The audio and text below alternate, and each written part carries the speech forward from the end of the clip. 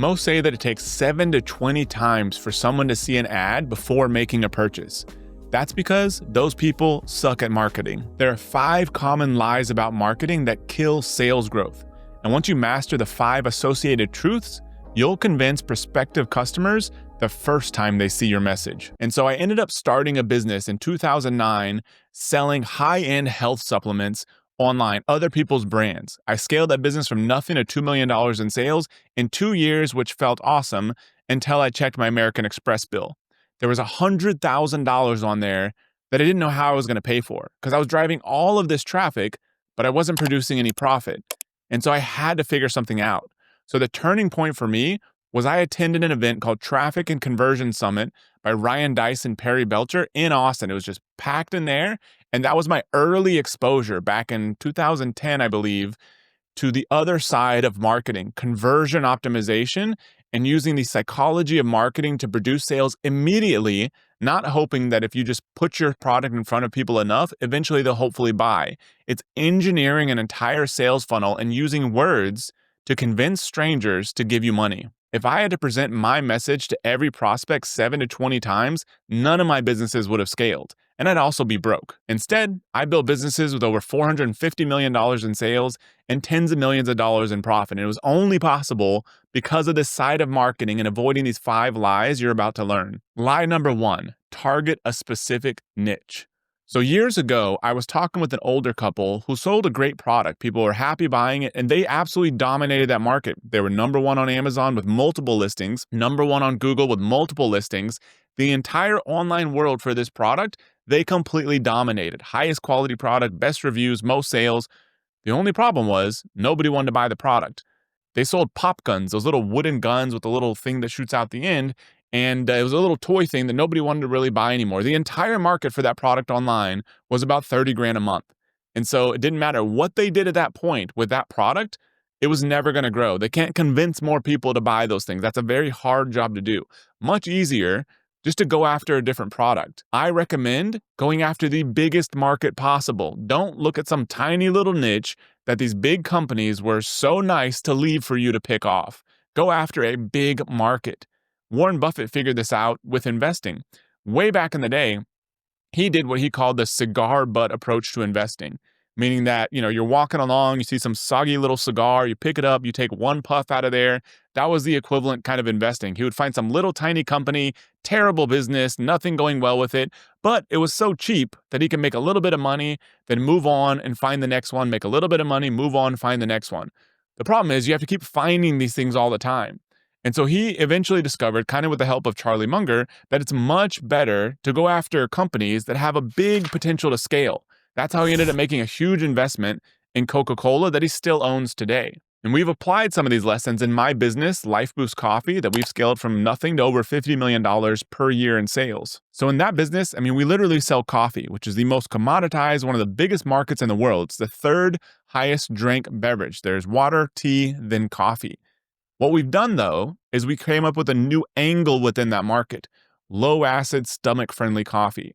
That allowed us to enter a big existing market where people are already buying this thing, but then come in with a new angle, because you can't just do the same thing as everyone else, you're going to lose. You have to have some new twist on it, but then initially that's going to attract a small segment of that market, but it gives you the potential as awareness and your marketing and your resources builds to keep expanding. You don't have to go find the next little cigar butt lying around. You don't become the world's greatest seller of pop guns and then crap, if I want to make more money, I have to go find a completely new product, completely new brand, start over all again. Instead, you can take the current product and just keep expanding it bigger and bigger and bigger, which is why even our business, $50+ million is nothing compared to where we think we can take this. We believe this business can be multiple hundreds of millions of dollars. So lie number 1, target a specific niche. The truth is to go after the biggest market possible. Lie number 2 is people's attention span is short. When we were doing a lot of launches for our e-commerce training program called Amazing Selling Machine that tens of thousands of people ended up signing up for, our video team, especially one guy, would always tell me, Matt, this copy's so long. These videos, I basically would write and produce 4 videos that are each around 30 minutes each, which is 2 hours worth of video footage, which is basically, if you were to write it all out, we scripted a lot of that stuff, it was the equivalent of half a book every single time. And he'd be like, if we just did some shorter copy, more people would buy. Nobody wants to watch these long videos. So eventually I was like, no, you're wrong. I've read all the copy. Longer copy is better. That's what always works. It's people need a lot of convincing to buy this, $4,000 or $5,000 program because it's going to be a big commitment once they join. So they have to be really involved and really bought in. But eventually I was like, you know what, forget it. Give it a try. We produced a 10-minute video and it did absolutely nothing. It was beautiful, had all the B-roll, had all the action shots, all that kind of stuff going on, perfect scripting, but it didn't do the job.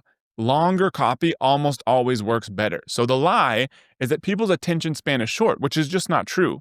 Some of the best podcasts in the world today, Huberman, Joe Rogan, the Acquired podcasts, are all multiple hours long. And if you look at sort of a younger demographic, I'm sure there's people all over the demographic spectrum listening to those podcasts, but look at something even younger like video games. Some of these kids will play them for 10 hours a day. Their attention span isn't short. You just have to hold their attention span longer, and the bar for doing that is higher than it used to be in the past. Right now, I'm working on building my personal YouTube, and I've been looking at some of the other people in the space. There's this guy named Simon Squibb. His number one video is 2 hours and 26 minutes long. It's not some 30-second YouTube clip. There's another branding guy that I came across. His number one video is 6 hours long. Another guy that teaches e-commerce stuff. He has an 11-hour course video, all one single video. People will pay attention and watch this stuff. You just got to make it interesting. So don't ever let anybody tell you that you got to have super short copy because nobody's going to read the long stuff. They absolutely will. If you look at our main marketing page for our coffee business that we've driven over $100 million in sales through, it is super long. It just scrolls and scrolls and scrolls and scrolls. The trick is to include every possible fact and reason to buy. Don't be redundant. Don't just repeat stuff to make it long. Include every possible reason to buy. There's a mantra that's the more facts you tell, the more you sell. And that's never been more true than today. People have seen a lot of BS. And so rather than just making a few light claims and then being like, there's no way this is true. But if you back it up page after page, fact after fact, testimonial after testimonial, eventually they're going to be like, okay, these people can't be lying about all of this stuff. And so that's why I think longer copy almost works better today than in the past. Lie number 3, you need systems to scale. I've tried all the systems. I've tried RPM. I've tried big, hairy, audacious goals. I've done OKRs. I've done traction, EOS. I've done getting things done, all of this sort of stuff. None of it really matters. What does matter is keeping it as simple as possible. I had a friend years ago. He basically sold this tiny little tube of mole remover. You put on, you kind of scrape off, and it's supposed to get rid of moles. And so he basically bought that thing for $2, sold it for $40, and was doing about $500,000 a month in sales. One product, one funnel, one traffic source. Believe it or not, he was actually advertising it in Sky Mall magazine back in the day. So I think this was probably like 10 years ago or so. That is a good business. Red Bull did the same thing on a massive scale. They got to over $1 billion in sales with a small 8-ounce can. One product, one traffic source, which is basically just selling these things in retail stores. You don't need systems to scale. You need simplicity. One funnel, one product, one traffic source. That's exactly how we built my businesses that have gone over $100 million in sales. Amazing was built. One funnel, which was our video launches. One product, Amazing Selling Machine. We didn't even have any upsells. One traffic source, which was affiliates. That's how we built Life Boost. One funnel, basically long-form sales page advertising our core roast. So that business, a few products, but not many, a few products. One product, essentially, and then one traffic source, which basically took us to the first year and a half, which was Facebook ads. Lie number 4 is you've got to hustle. When we were scaling Life Boost early on, it was like watching paint dry. We would create a page, launch a few Facebook ads, and then wait for results. Tweak those ads, wait for results. Tweak the page, wait for results. It wasn't this nonstop grind and hustle and picking up the phone and driving around and whatever. What you want to be is more like a scientist, not like a commissioned salesperson. Hustling is not going to make something work and sort of make up for bad decisions. What you want to do instead is place experiments, place smart bets, wait for the results to come in rather than just forcing a bunch of other things to work. The faster you can experiment with that stuff, the better. But sometimes you just have to wait for the results to happen. The 5th and final lie is your product is everything. Jeff Bezos said, advertising is the price you pay for having an unremarkable product. Now, Jeff, the problem is that he built a technology platform business, not a consumer brand.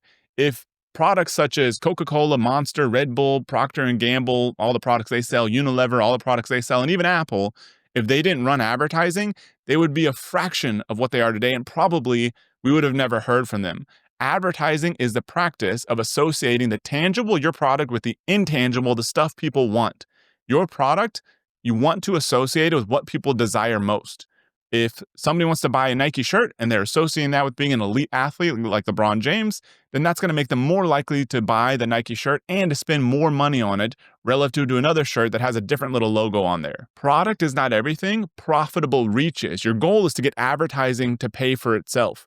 If you can create a funnel in such a way that you get customers for free, then you're able to expand your reach, and that's what really matters. You can have the best product in the world, but people are not going to beat down your doors to find it unless you own a platform business like Costco and Walmart and Amazon. If they just offer the lowest prices, they said before that people will basically beat down your doors to find these low prices. If you're not in that business, you've got to advertise to associate the tangible with the intangible, and that's what ends up building a good, profitable business in the consumer brand space specifically. And just a little side note, Amazon, by the way, spends over $20 billion a year on advertising and is the largest advertiser in the world. So let's recap the 5 truths. Pick the biggest market possible, give all the reasons to buy, the longer, the better, the more facts you tell, the more you sell, simplicity over systems, don't hustle, experiment like a scientist, and profitable reach is everything. David Ogilvy, who built an $864 million marketing agency under his name, said, "Don't bunt. Aim out of the park. Aim for the company of immortals. Ignore the 5 lies and use the 5 truths to build the biggest, most impactful business possible."